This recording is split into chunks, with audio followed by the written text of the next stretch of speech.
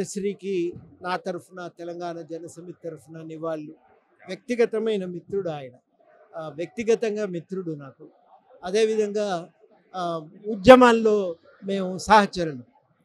చాలా ఒక 30-35 సంవత్సరాల అనుబంధం ఆయనతో.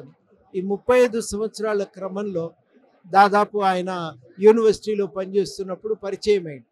ఆ యూనివర్సిటీలో పరిచయమైనటువంటి కలిగిన పరిచయం అది ఇక చివరి దాకా, నిన్న మొన్నటి దాకా కూడా మేము కలుసుకొని నిరంతరంగా మాట్లాడుకునేటువంటి వాళ్ళం.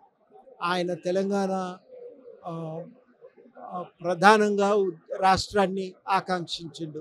రాష్ట్రం ఏర్పడిన తర్వాత తెలంగాణ అంటే గుప్పెడు మట్టి కాదు, ఇది ప్రజలు.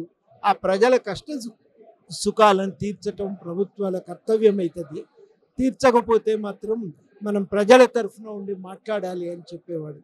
ఆ ప్రభుత్వానికి కష్టాలు చెప్పుకునే వెసులుబాటు ఉంటే చాలని ఆశించింది ఆయన.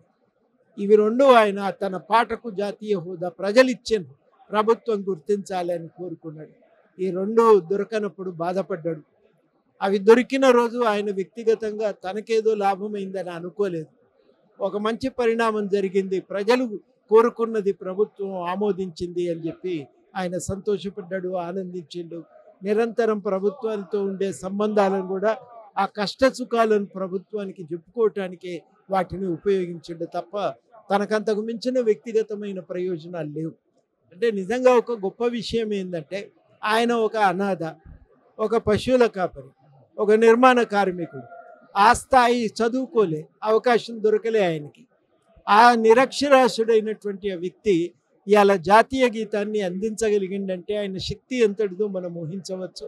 అది ఆయన స్థాయి ఏంటిదో కూడా మనం అర్థం చేసుకోవచ్చు. అంతటి ఉన్నత స్థాయికి చేరుకోవటం చాలా గర్వకారణం. తర్వాత చాలా స్ఫూర్తిదాయకం. అంతటి ఆయన ఎదిగిన మనిషి. ఆయన కోరుకున్నవి రెండే మాకు తెలిసి.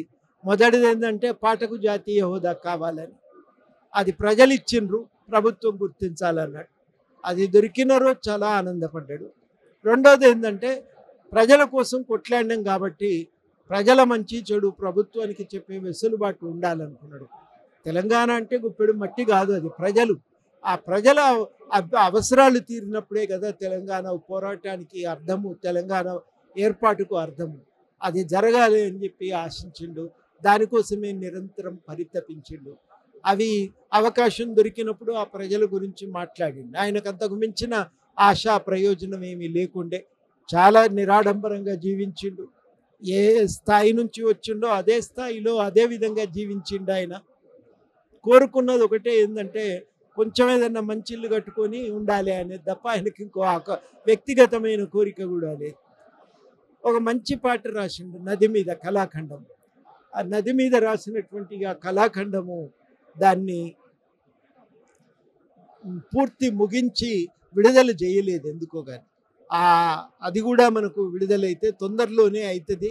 కొంతమంది పెద్దలకు చూయించిన వచ్చిన తర్వాత విడుదల చేస్తాను అని అన్నాడు. కానీ అని కూడా 2 నెలలు దాటింది, ఇప్పటి వరకు ఇంకా ఆ పాట ఒకటి విడుదల కాలేదు.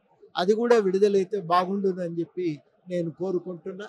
నేను విడుదల కావాలని ఆశిస్తున్నా.